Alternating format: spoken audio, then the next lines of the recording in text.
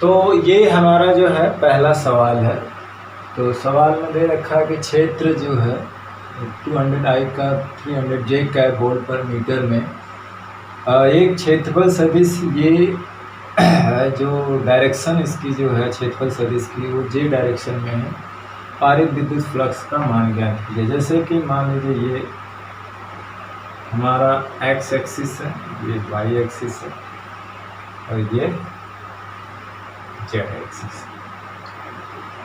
तो यहाँ पे जो विद्युत क्षेत्र की डायरेक्शन है वो दो तरफ है। मान लीजिए ये EX जो है यहाँ पे है वो 2i कैप है और EY है, दो घटक है, वो इधर है 300j। जो क्षेत्रफल सदिश है वो j की तरफ है। मतलब है कि तो यहाँ पे मान लीजिए एरिया है, इस तरह से होगी एरिया, जो भी होगी मान लीजिए यही एरिया है। तो इसकी जो डायरेक्शन है, इसके क्षेत्रफल सदिश की डायरेक्शन है वो क्या है, इस दिशा में, जो कितना है 5/10⁻³ अब देख रहे हैं यहाँ पे विद्युत क्षेत्र के दो घटक। ये वाले घटक जो है आई कैप वाला जो घटक है इसकी डायरेक्शन इधर है, जो 200i कैप है। तो और इसके क्षेत्रफल सदिश की डायरेक्शन जे कैप में है, तो इसका मतलब इसके बीच जो कोण है वो 90 डिग्री है। जो दूसरा वाला घटक है 300j कैप, उसकी डायरेक्शन इधर ही है और हमारे क्षेत्रफल यानी पृष्ठ पे लंब की डायरेक्शन भी उधर ही है। तो यहाँ पे थीटा क्या है, 0 डिग्री। अब हम जो फार्मूला जानते हैं वो EA cos थीटा है, जो कि अब वेक्टर फॉर्म में दिया है, तो इसे हम ऐसा लिख सकते हैं। यानी कि जो E की वैल्यू है वो है 200i cap 300j cap into इसकी है 5 × -3j कैप। अब इसमें हम गुणा करेंगे। हालांकि डॉट प्रोडक्ट में आप जानते हैं कि i का i में होता है, j का j में होता है, k का k में होता है। जैसा कि हम लोग वेक्टर में गुणा करके देखे हैं, वो होता है i का i में, j का j में। लेकिन पहले जब हम गुणा करेंगे तो i का j में भी होगा, j का j में होगा। हम तो वो गुणा करके एक सिंपल चीज़ बना लिए हैं कि जब भी डॉट प्रोडक्ट का होता है तो i और j के बीच का कितना कोण होता है। देखिए i इधर है, j इधर है, तो इसके बीच 90 होता है, तो i j 90 होता है, वो 0 हो जाएगा। डॉट प्रोडक्ट में i j 0 होता है। तो यहाँ पे देख रहे हैं कि ये वाला घटक जो है कोई फ्लक्स नहीं बनाएगा, क्योंकि ये पृष्ठ के क्या है, समांतर है। तो सारी फ्लक्स रेखाएं इसके ऊपर से गुजर जाएंगी। जो भी फ्लक्स, और ये वाला जो घटक है वो इस पृष्ठ के क्या है, पृष्ठ जो है इस घटक के लंबवत है। तो विद्युत क्षेत्र का यही घटक फ्लक्स बनाएगा। अगर हम यहाँ पे गुणा करें तो यहाँ पे आ जाएगा 200i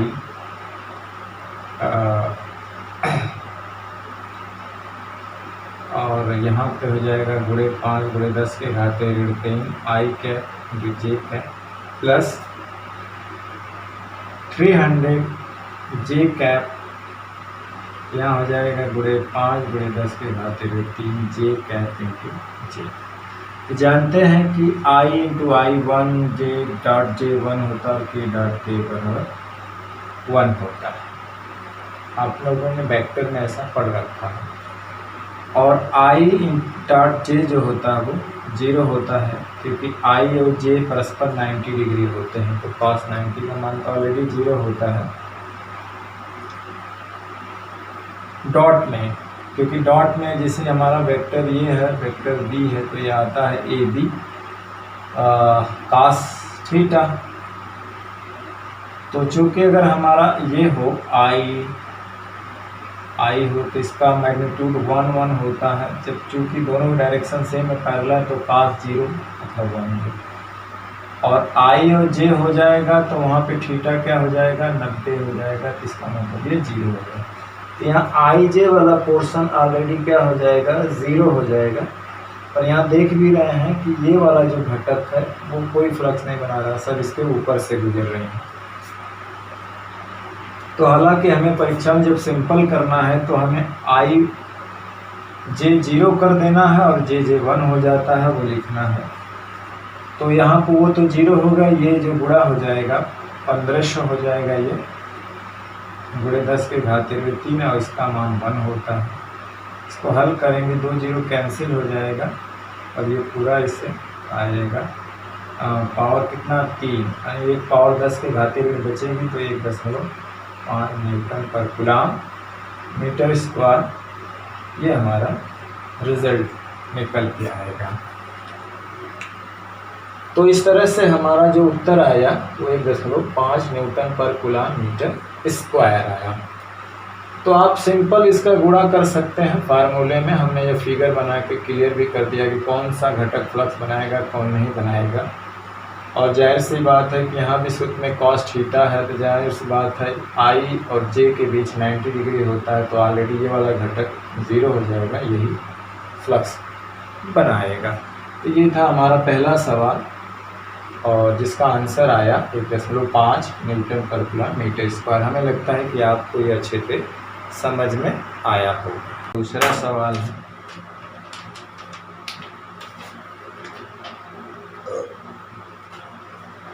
एक वर्गाकार फ्रेम, इसकी प्रत्येक भुजा की लंबाई, जिसके प्रत्येक भुजा की लंबाई 10 सेंटीमीटर है, 20 न्यूटन पर कूलम के एक समान विद्युत क्षेत्र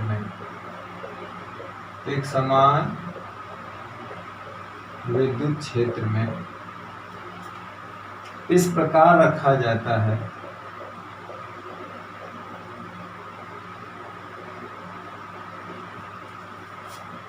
कि फ्रेम पर अभिलंब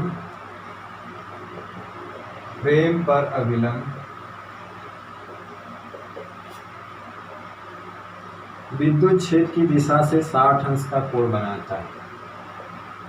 विद्युत क्षेत्र की दिशा से 60 अंश का कोण बनाता है। फ्रेम से संबद्ध विद्युत फ्लक्स ज्ञात कीजिए। फ्रेम से संबद्ध विद्युत फ्लक्स ज्ञात कीजिए। तो हमारा ये दूसरा सवाल, एक वर्गाकार फ्रेम है जिसके प्रत्येक भुजा की लंबाई क्या है, 10 सेंटीमीटर है और इसके एक समान विद्युत क्षेत्र में इस प्रकार रखा है कि जो फ्रेम का लंब है, जैसे मान लीजिए ये फ्रेम है, वर्गाकार फ्रेम है, 10 सेंटीमीटर है, ये भी 10 सेंटीमीटर वर्गाकार फ्रेम है और इस पे जो अभिलंब है वो छेद की दिशा से 60 अंश का कोण बना रहा है। या ये कह लीजिए कि इस अभिलंब की डायरेक्शन तो इधर होगी, मान लीजिए इसकी एरिया है ये वेक्टर, जो छेद की डायरेक्शन है ये मान लो इधर है, इनके बीच का कोण कितना, 60 डिग्री। तो जानते हैं हमारा जो इससे फ्लक्स कैसे गुजरेगा, फाई होता है EA cos थीटा। थीटा हमारा कितना दे रखा है, E की वैल्यू दे रखी है 20 न्यूटन पर कूलम और A का मैग्नीट्यूड दे रखा है, तो दे नहीं रखा, साइड दे रखा है, तो A हो जाएगा 10 × 10 सेमी स्क्वायर यानी कि 100।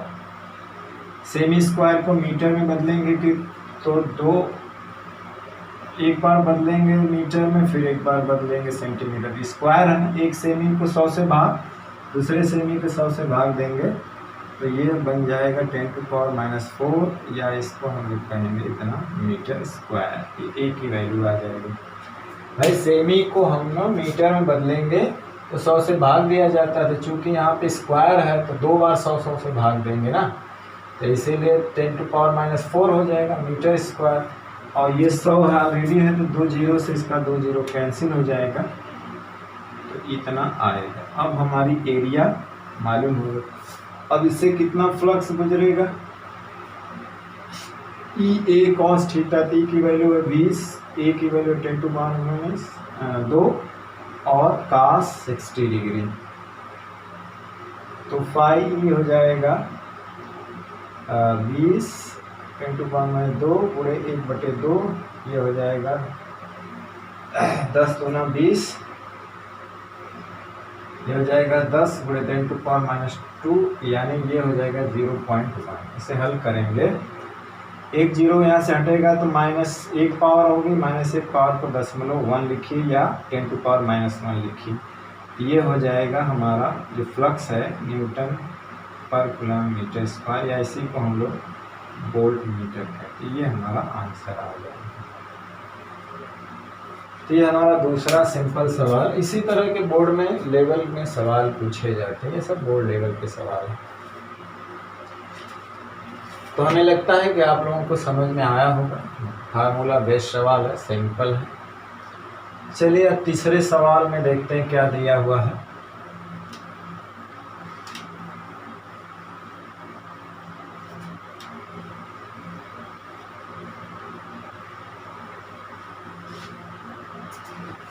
हमारा तीसरा सवाल थोड़ा सा कॉन्सेप्ट वाला है।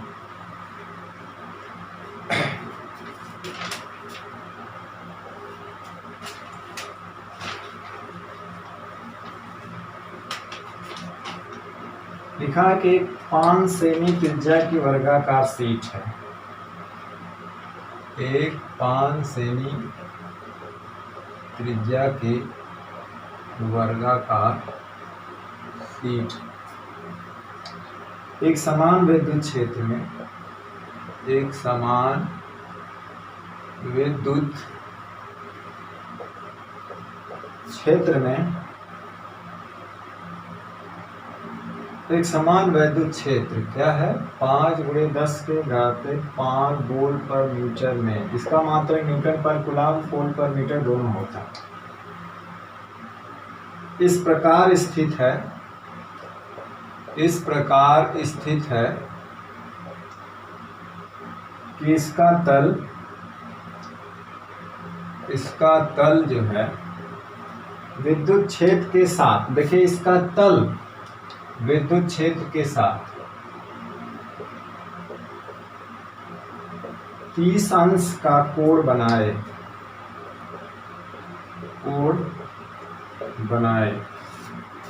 शीट से पारित विद्युत फ्लक्स ज्ञात कीजिए। शीट से पारित विद्युत फ्लक्स ज्ञात कीजिए।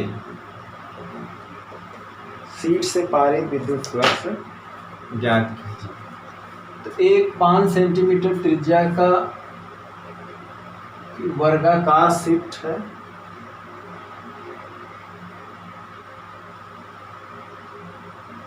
मतलब है कि 5 सेंटीमीटर त्रिज्या की वर्गाकार शीट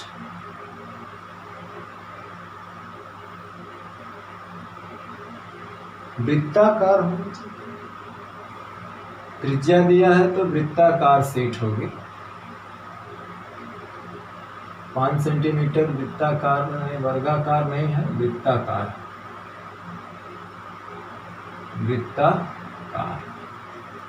तो चलिए यहाँ पे देखिए कि हमारा जो फार्मूला है वो हम यही लगाते हैं, ई ए कॉस थीटा फाई ई, या इसी को हम लोग ई ए डॉट कहते हैं।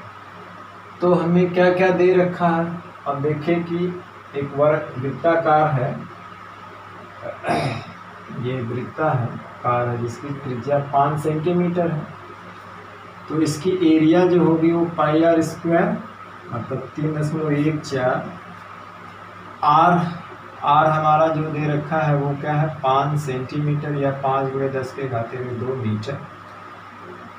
तो आर का स्क्वायर करेंगे तो 5 गुणे 10 के घाते 2 का स्क्वायर, तो हमारा ए क्या हो जाएगा, पाई का मान 3.14 आर है, 25 हो जाएगा 10⁻⁻4 मीटर स्क्वायर। और ई की वैल्यू हमें दे रखा है, कितना दिया है, 5 गुणे 10 के घाते 5 वोल्ट पर मीटर या न्यूटन पर कूलम। देखिए एक चीज यहाँ पे ध्यान रखना है, कहा है कि इसका तल यानी ये तल जो है छेद के साथ 30 अंश का कोण बना रहा है, यानी ये वाला तल मान लेते हैं ये 5 सेंटीमीटर त्रिज्या का है, यहाँ पे सेंटर वो है, क्षेत्र के साथ 30 अंश का कोण बनाता है। क्षेत्र क्या है, ये तल,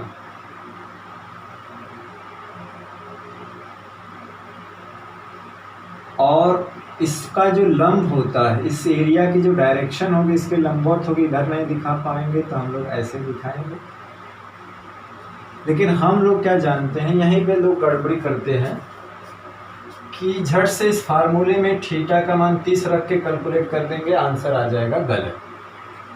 यहाँ पे ये पढ़ेंगे दिया क्या रखा है, दिया है कि तल बना रहा है ना, ये इसका तल छेद के साथ 30 अंश कोण बना ना कि क्षेत्रफल सदिश बना रहा है। क्षेत्रफल सदिश जो थीटा हमारा ए और ई के बीच का कोण है, ना कि तल और ई के बीच का कोण है। तो जानते हैं कि तल जो है एरिया जो वेक्टर है, क्षेत्रफल सदिश जो है तल पे लंब होता है, और तल के साथ कितना कोण तो बनाता है, 90 डिग्री है। तो इन दोनों के बीच अगर हमको कोण निकालना है थीटा, ये तो कैसे निकलेगा, 90 में से अगर हम 30 घटा देंगे तो 60 डिग्री, यानी ये सही है, 60 रखें। जब भी तल जो है छेद के साथ बनाएगा तो हमें 90 में से वो कोण घटाएंगे, तब इनके बीच का कोण आएगा। अब हम वैल्यू रख देते हैं, हमारा फाई क्या हो जाएगा, ये कॉस थीटा होता है, तो ई की वैल्यू है 5 गुणे 10 के घाते 5, ए की वैल्यू है 3.14 गुणे 25 गुणे 10⁻⁴ न्यूटन पर कूलम मीटर स्क्वायर। अब इसे थोड़ा सा सॉल्व कर लीजिए, सिंपल है। 25 × 125 होता है, 3.14 गुणे ये जो है 4 पावर, इसके 4 कट जाएगा, 1 बचेगा 10⁻⁻1, सॉरी 1 प्लस बच जाएगा, 4 माइनस खत्म हो गए, 1 बचेगा।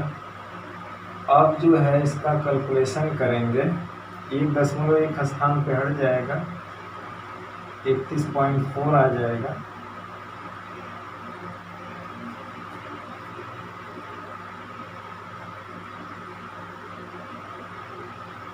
अब इसी को हम हल करेंगे, या आप लोग हल कर लीजिएगा, इतना आएगा न्यूटन पर कूलम मीटर स्क्वायर। अब सिंपल गुणा करना है, देखिए गुणा करने में कितना आता है, शायद आंसर जो है इसका आप लोग देख लीजिए, क्योंकि इसमें वृत्ताकार दिया हुआ है, अगर वर्गाकार है तो उसकी साइड 5 हो जाएगी, तो साइड इंटू साइड एरिया हो जाएगी, वृत्त है तो πr² हो गई, थोड़ा सा वही वृत्ताकार है कि क्या है, तो आप इसका कैलकुलेशन कर लेंगे, जो आएगा वही आंसर होगा।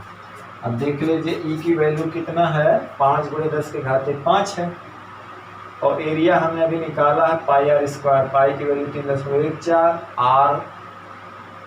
आर की वैल्यू जो है आर 5 सेंटीमीटर है, तो आर का स्क्वायर करेंगे तो सेमी में है, पहले उसको मीटर में बनाएंगे फिर उसको स्क्वायर कर देंगे, तो 25 आहे 10 के घाते 2 से उसका स्क्वायर रेट 4 हो जाएगा, मान रखेंगे, यहाँ कैलकुलेट करेंगे, जो भी आएगा आप वो आंसर आ जाएगा। इसमें मेन चीज़ यही था, ये कैलकुलेशन तो आप कर ही लेंगे क्योंकि फार्मूला बेस्ड है, मेन यहीं पे ध्यान देना है, बात ये ध्यान देना है कि जो एंगल है वो किसके किसके बीच का दिया। अगर बता दें कि उस पर खींचे गए लंब ई के बीच है तो डायरेक्ट रखेंगे, अगर बता दें कि नहीं तल बना रहा है तो 90 से घटा के रखेंगे, ये मेन पॉइंट था इसमें। तो ये था हमारा तीसरा सवाल।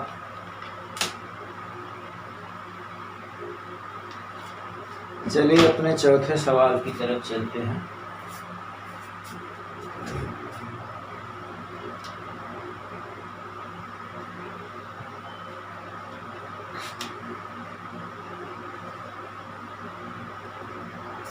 तो चौथा सवाल जो है ये 2015 क्या है, ये भी सिंपल है।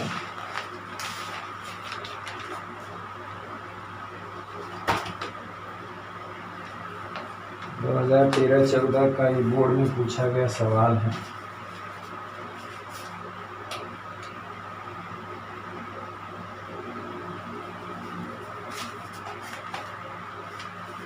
कि एक समान विद्युत क्षेत्र सदिश दे रखा E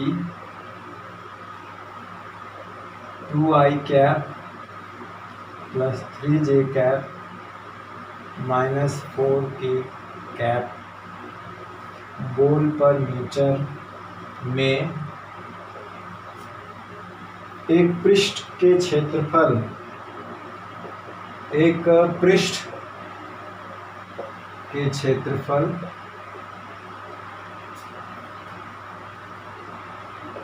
कैप क्या दिया 8 जे कैप मीटर स्क्वायर से गुजरने वाले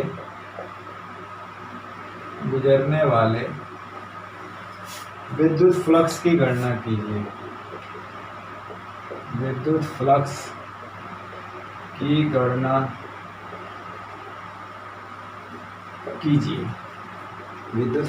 गणना कीजिए। देखिए एक समान विद्युत क्षेत्र सदिश तो हमारा E की वैल्यू क्या दे रखा है, vector E 2i cap 3j cap minus 4k cap volt पर मीटर या न्यूटन पर कूलम। एरिया क्या दे रखा है 8j, एरिया नहीं एरिया क्षेत्रफल सदिश दे रखा है मीटर स्क्वायर।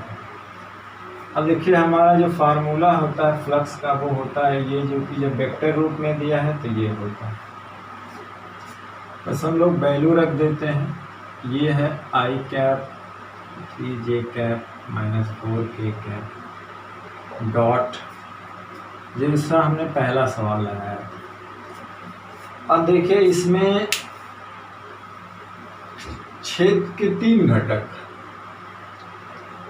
1 2 3 और इसमें j। तो अब जैसे मान लीजिए कि जो एरिया पे लंब है जैसे ये है, हालांकि हम तो अब डायरेक्ट निकाल लेंगे क्योंकि जे के आई और के वाला घटक 0 हो जाएगा, जे जो होगा वो होगा।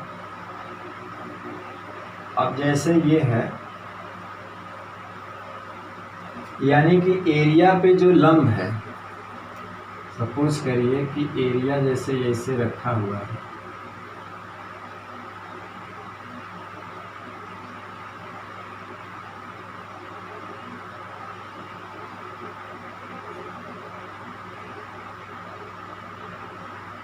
मान लीजिए ये, तो ये x होता है और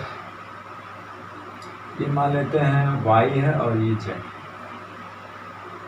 एरिया पे जो लंब है वो किस डायरेक्शन में है, j डायरेक्शन में। ठीक, फील्ड हमारी 3 डायरेक्शन में, इधर है 2i कैप, इधर है 3j कैप और इधर है -4।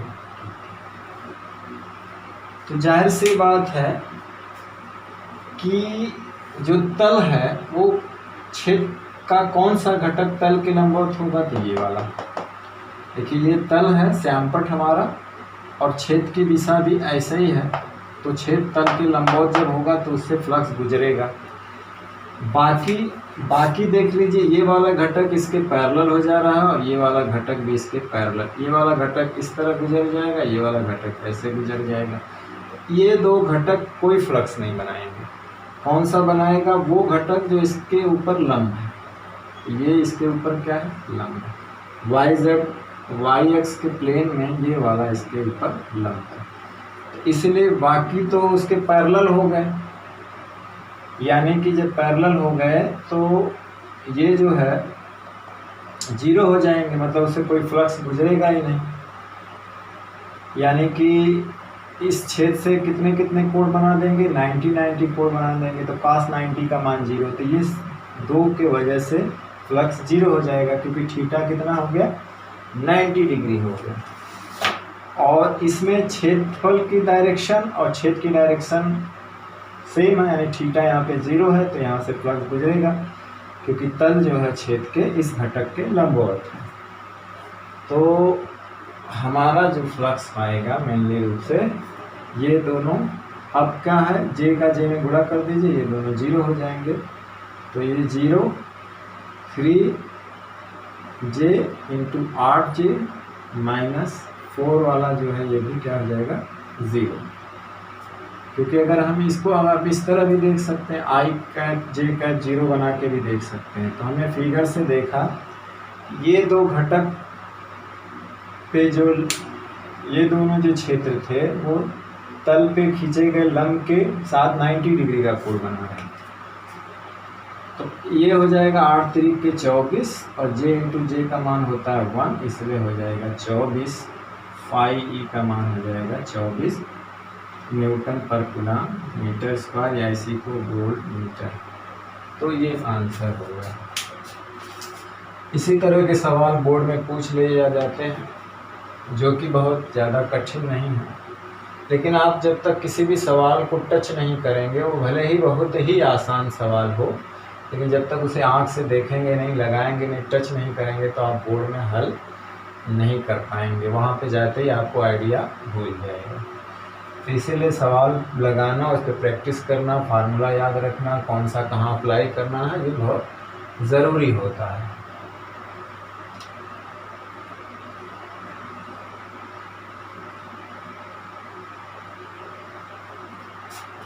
अब चलिए एक सवाल और है जो कि बोर्ड में आया हुआ सवाल है, 2015-18 का है, शायद एनसीईआरटी के बुक में भी एक्सरसाइज में दे रखा है। सवाल नंबर 5 दिया है कि एक समरूप वैद्युत क्षेत्र E, एक समरूप वैद्युत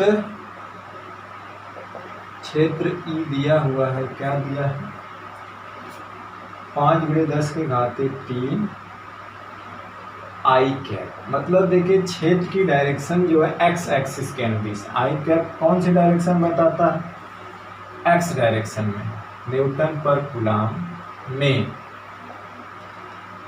एक 10 सेमी भुजा वाला वर्गाकार, एक 10 सेमी भुजा वाला वर्गाकार समतल पृष्ठ, समतल पृष्ठ यानी YZ तल में, YZ तल के समांतर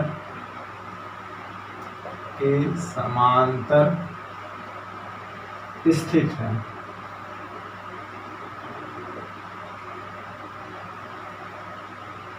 पृष्ठ से कितना वैद्युत फ्लक्स उत्पन्न होगा, पृष्ठ से कितना वैद्युत फ्लक्स उत्पन्न होगा, ये क्वेश्चन है। फिर है यदि पृष्ठ का तल एक्स अक्ष की दिशा से, यदि पृष्ठ का तल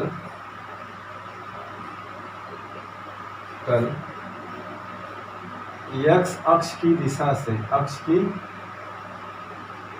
दिशा से 30 अंश का कोण बनाए। यह ध्यान रखना कि पृष्ठ का तल एक्स के साथ, अक्ष के साथ 30 अंश का कोण बनाए, कोण बनाता है, तब कितना वैद्युत फ्लक्स होगा, तब कितना वैद्युत फ्लक्स होगा,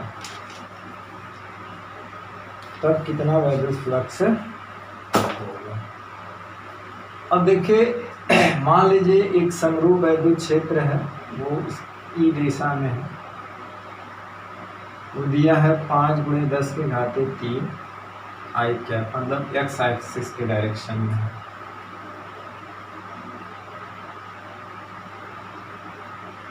और वाई जेड, मान लीजिए वाई इधर हो गया, जेड इधर हो गया, ये वाई एक्सिस है, ये जेड एक्सिस है। इसी में इसी के समांतर एक तल है, तल जो है इसी के समांतर, मतलब ये जो अक्ष है इसके तल के ऊपर से जाएंगे। ठीक, पृष्ठ से कितना वैद्युत फ्लक्स उत्पन्न होगा।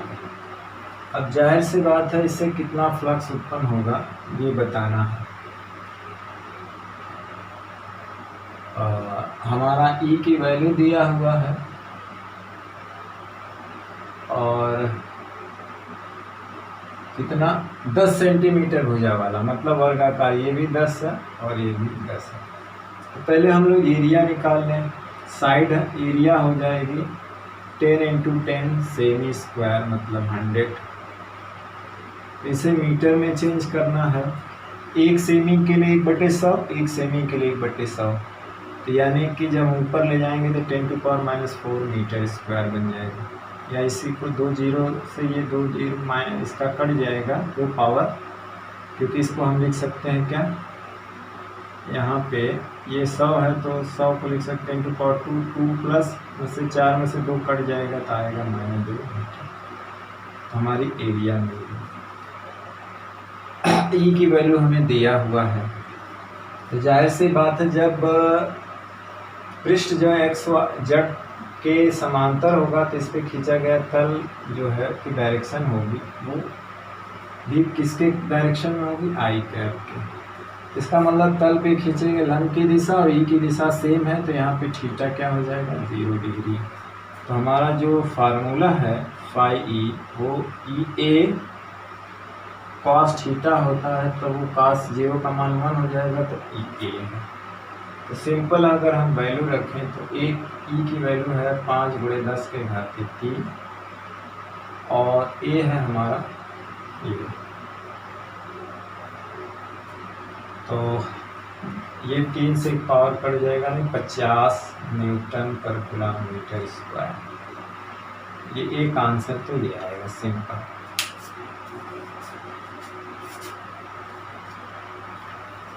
ठीक,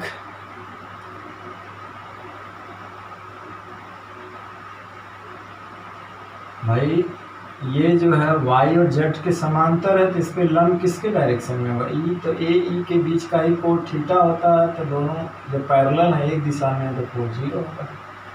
अब चलिए सवाल के दूसरे पोर्शन की तरफ। दूसरा पोर्शन कह रहा है कि यदि तल जो है एक्स एच की दिशा से थीटा कोण बनाए,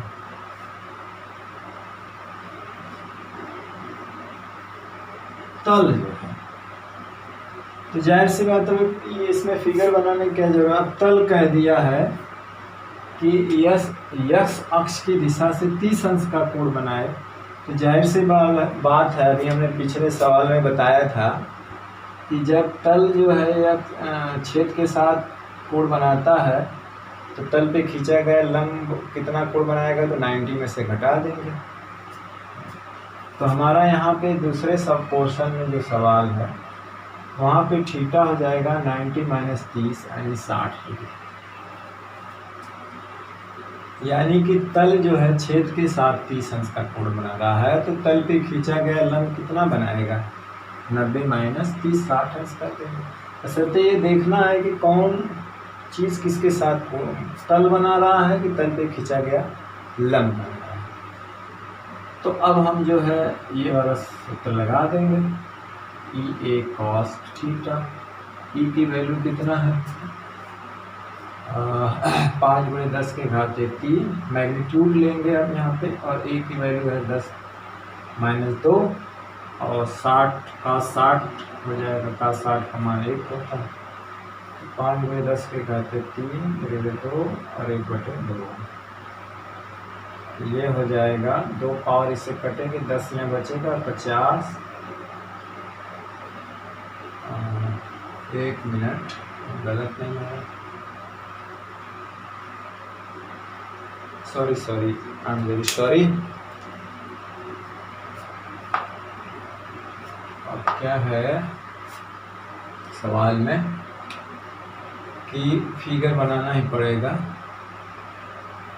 पृष्ठ का तल x अक्ष की दिशा से, चलिए जैसे ये था, ये y था, ये z था और ये x है, तो यहाँ पे e की डायरेक्शन इधर ही है, 5×10⁻³ आई कैप। और हमारा जो तल है ये इसमें था पहले, ठीक। कह रहा है कि यदि पृष्ठ का तल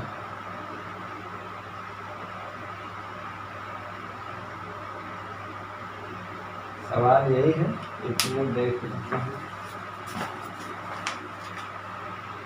यदि पृष्ठ का तल x अक्ष के साथ 30 अंश का कोण बनाए तब कितना वैद्युत फ्लक्स होगा। यानी कि तल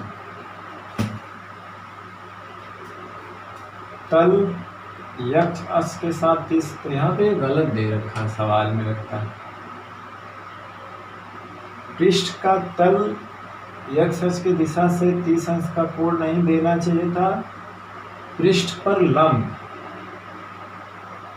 अगर तल बनाएगा x अक्ष की दिशा से तो x अक्ष छेद की दिशा है, तो तल अगर छेद की दिशा से 30 अंश कोण बनाएगा तो तल पर लंब जो है 60 अंश बनाएगा। तो हम हल कर लेंगे, लेकिन यहाँ पे सवाल में होना चाहिए पृष्ठ पर लंब,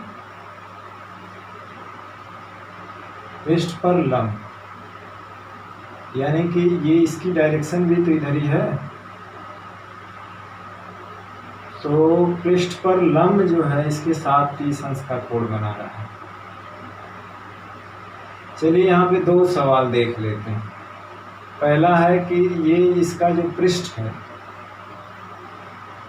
वो इसके साथ, यानी कि छेद के साथ 30 अंश का कोण बना रहा है, तो हमारा थीटा हो जाएगा 90 - 30 हो जाएगा 60, तो हमारा हो जाएगा फाई ई जो हो जाएगा वो a की वैल्यू है 5×10⁻³ और a की है -10 और cos 60 का मान हो जाता है 1/2।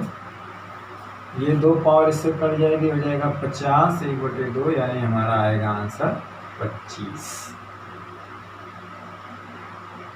हो जाएगा Nm/कूलम/मीटर²। चलिए पहली बात। दूसरा, अगर पृष्ठ पर लंब, ये लंब ही इसके साथ 30 अंश का कोण बनाएगा, तब तो हमें 90 से घटाने की जरूरत नहीं है, क्योंकि थीटा किनके बीच का कोण होता है, थीटा होता तल पर लंब की दिशा और ई के बीच का कोण। अगर इसी में कह दिया जाए कि पृष्ठ पर लंब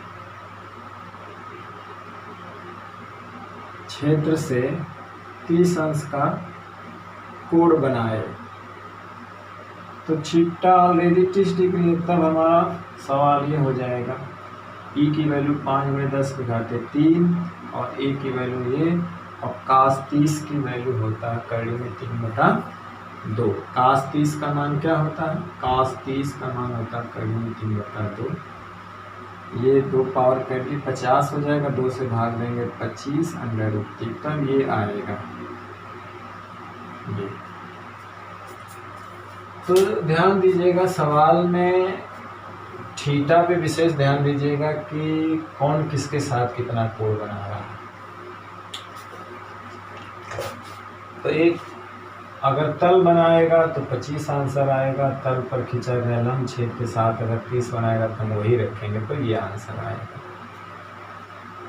तो चलिए ये हमारा था 5वां सवाल। अब हम अपने अगले सवाल की तरफ चलते हैं।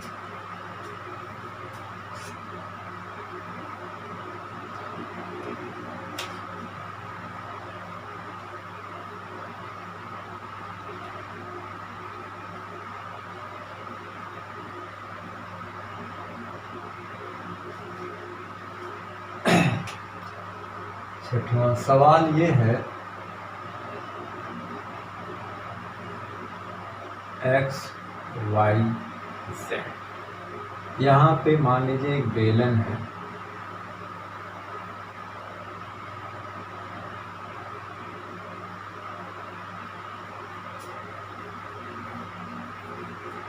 जिसकी रेडियस मान लीजिए क्या है, स्मॉल आर या कैपिटल आर, और एरिया मान लीजिए ए है।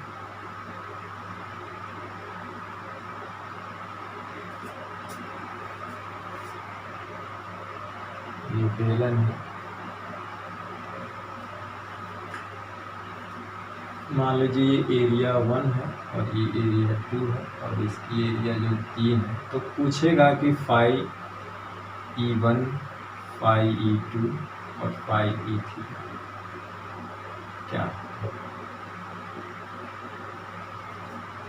हाँ, एक चीज़ और है कि विद्युत क्षेत्र की जो डायरेक्शन है वो इस दिशा में है। कांस्टेंट एक समान विद्युत क्षेत्र है, E बराबर E0 I कैप, ये है।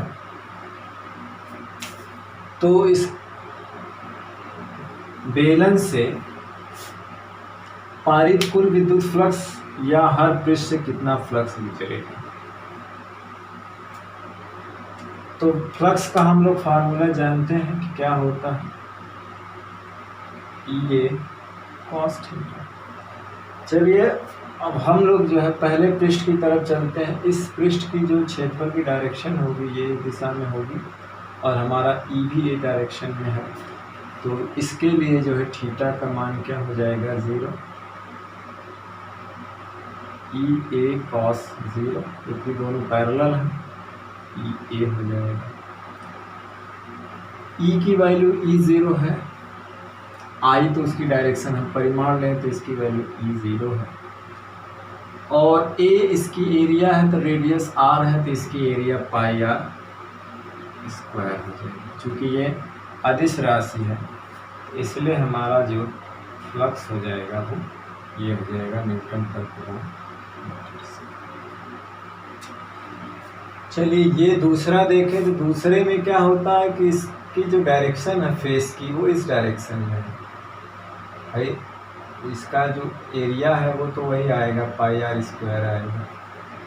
तो हम जो है फाई E2 की बात करें, अब देखें यहाँ पे थीटा 180 अंश है, छेद की डायरेक्शन इधर है और फेस की डायरेक्शन एरिया जो है पृष्ठ की डायरेक्शन इधर है। तो दूसरे केस में थीटा क्या है, 180 अंश।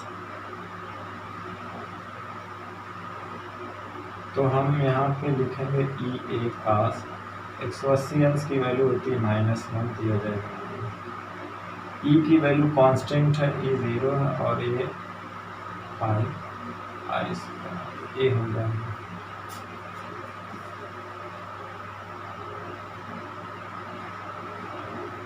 अब चलिए तीसरा इसमें पूछा है जो कर्व सरफेस है, यानी ये देखिए कर्व जो सरफेस होता है बेलन का, ये है बेलन है, छेद की डायरेक्शन इधर है और ये पृष्ठ है तो पृष्ठ की डायरेक्शन ऊपर होगी। देखिए क्षेत्र इधर और ये बेलनाकार पृष्ठ है तो इसके फेस की डायरेक्शन क्या होगी, ऊपर। तो इसके बीच कितना कोण बनेगा, यानी यहाँ पे जो फेस की डायरेक्शन होगी इस डायरेक्शन में होगा, इसको हम A3 मान सकते हैं। ये A1 था, ये A2 है।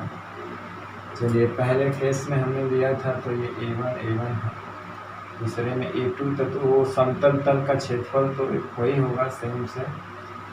अब A3 है, वक्र पृष्ठ है, लेकिन यहाँ पे थीटा कितना है, 90 डिग्री। तो हमारा फार्मूला होता है A3 और cos 90, तो cos 90 का मान हो जाता है 0, तो ये हो जाएगा 0।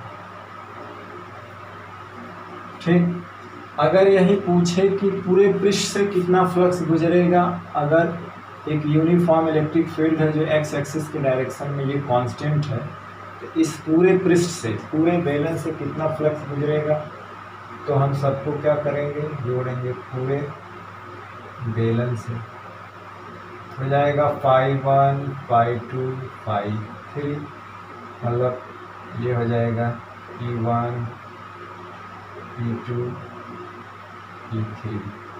ये हमारा आया था E0 पाई आर स्क्वायर, दूसरा वाला आया था -E0 pi are square plus 0, तो हमारा तो कितना हो जाएगा 0।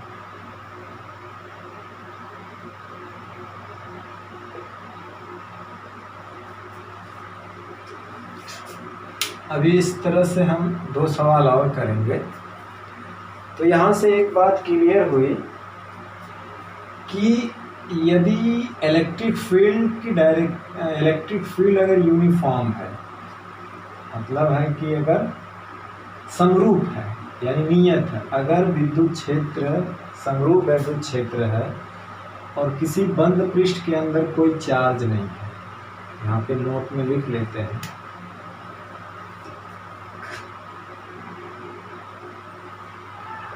कि यदि विद्युत क्षेत्र क्या है, समरूप है और बंद पृष्ठ के अंदर कोई आवेश ना हो, बंद पृष्ठ के अंदर कोई आवेश न हो, तो बंद पृष्ठ से निर्गत विद्युत फ्लक्स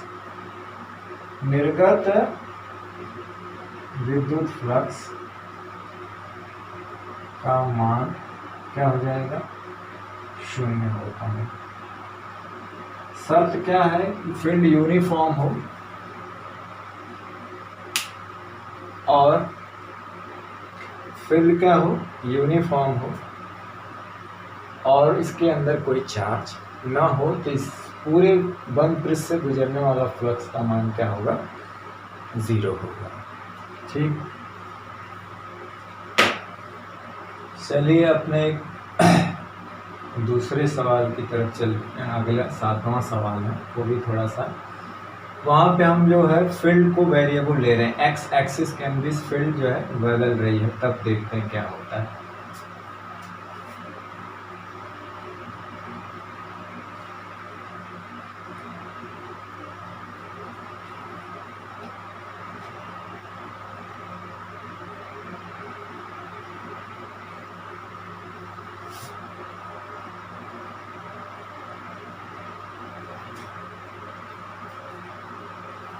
क्वेश्चन ये है,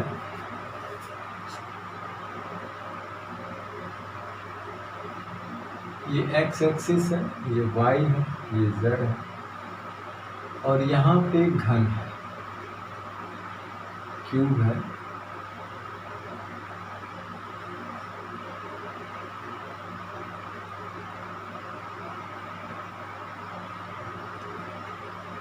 जिसकी साइड ए है और यहाँ पे दे रखा है कि यहाँ से ये दूरी जो है ए, यहाँ पे हम तक ए है और यहाँ भी ए है, ये दूरी जो हो जाएगी x बराबर 2a हो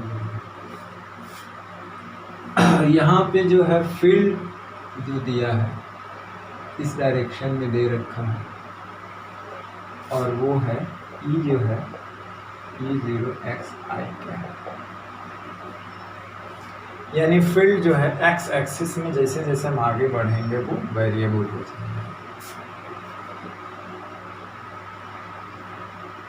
तो यहाँ पे घन से निर्गत कुल विद्युत फ्लक्स निकालना, क्योंकि यहाँ पे देख रहे हैं इसके कितने पृष्ठ हैं, यहाँ पे एक 1 पृष्ठ है, इसके सामने 2 है, 3 है, इसके नीचे 4 है, फिर इसके सामने उधर 5 6 है, यानी कि हमें जो है इस घन से निर्गत कुल फ्लक्स निकालना है। तो इसमें देखिए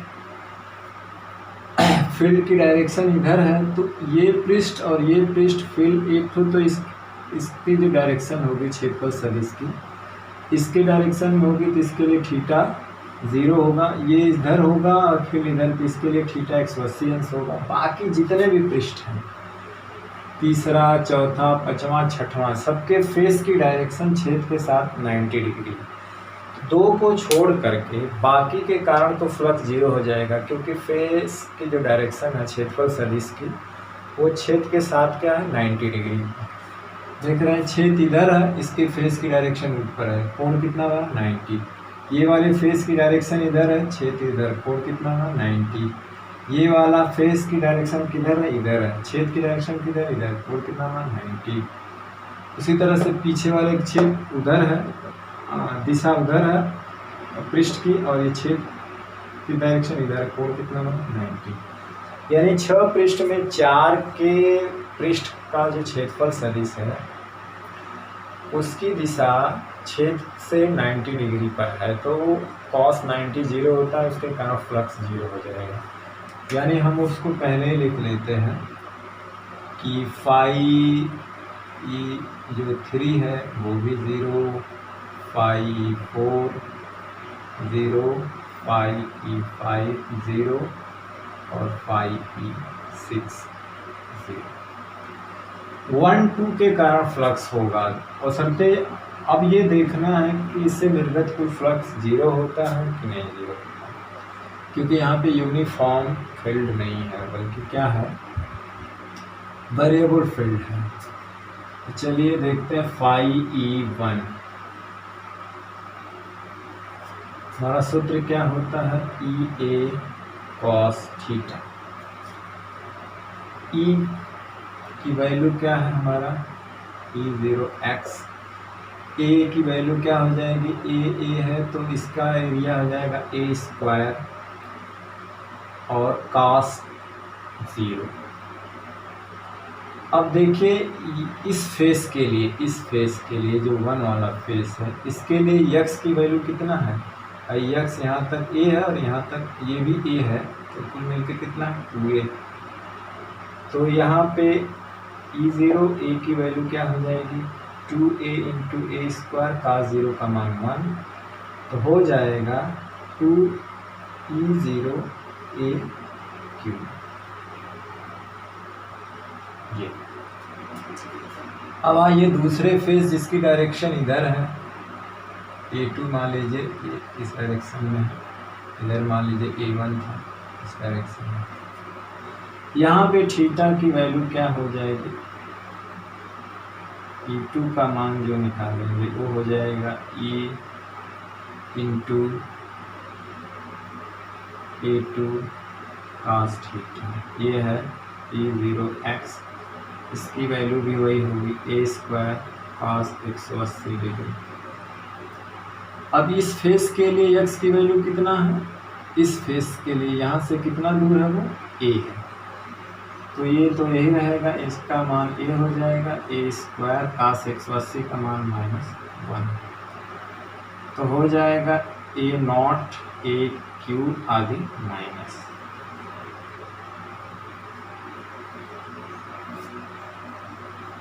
अब बाकी तो ये जीरो हो गए, तो पूरे घन से कितना फ्लक्स गुजरेगा,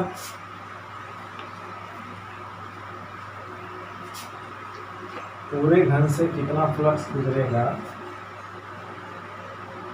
तो हम उसको लिख लेते हैं फाई ई, हो जाता है क्या फाई 1 फाई 2 फाई 3, मान लो ई नहीं लिख रहे हैं हम, फाई 4 फाई 5 फाई 6। अब इसमें ये 0 ये 0 ये 0 ये 0, अब इनकी वैल्यू 1 की वैल्यू क्या है, 1 की वैल्यू थी E0 A³ 2a माइनस 2 की वैल्यू E0 A³। अब ये इसमें से घट जाएगा तो हमारा आएगा E0 A³ पाई पूरे घन से न्यूटन पर कूलम मीटर। देख रहे हैं यहाँ पे जब फील्ड जो है वेरिएबल है, समरूप नहीं है, तो इस घन से निर्गत कुल फ्लक्स जीरो नहीं होगा। तो एक कंडीशन याद रखना कि अगर यूनिफॉर्म फील्ड में अगर कोई क्लोज पृष्ठ रखा हुआ है तो उस पृष्ठ से निर्गत फ्लक्स जीरो होता है। चलिए इसी पर मान लीजिए अगर इसी सवाल में अगर कोई वैल्यू दे रखा हो, जैसे एक सवाल था हाँ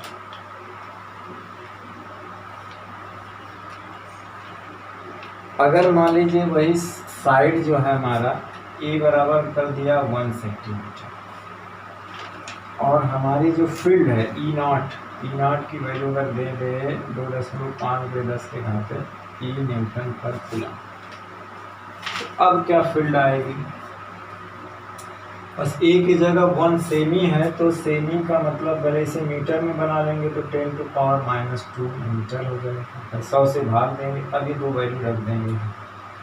तो देखिए ई नॉट की वैल्यू है 2.5×10⁻³ और ए क्यूब की वैल्यू जो है वो 10⁻2 का घन है, तो ये 6 हो जाएगा। 10⁻⁻6 3 पावर तो कैंसिल हो जाएगी, तो आंसर आ जाएगा 10⁻³ न्यूटन पर मीटर स्क्वायर। तो इस तरह के ही सवाल यूपी बोर्ड में, जो हमारा बोर्ड लेवल का सवाल है, इसी तरह का सवाल बोर्ड लेवल में आ सकता है। इससे टफ सवाल नहीं पूछेगा। तो आप इसी तरह के सवाल पर, जैसा मैंने बताया है, अपने बुक से जो पढ़ रहे हैं उसके उदाहरण या अन्य कोई बुक है तो उसे प्रैक्टिस करते रहिए और मेहनत करते रहिए, पढ़ते रहिए। अब हम लोग ये वीडियो जो है हम लोग यहीं पे समाप्त करते हैं। फिर अगले वीडियो लेक्चर में हम आएंगे, अब most important topic Gauss law. हम लोग गॉस लॉ क्या है पढ़ेंगे, उसका प्रूफ देखेंगे और गॉस लॉ से रिलेटेड कुछ महत्वपूर्ण तथ्य और गॉसियन पृष्ठ क्या होता है, उसकी विशेषता क्या है, उस सारी चीज़ों के बारे में हम अगले वीडियो लेक्चर में पढ़ेंगे। तब तक all the very best, thank you very much.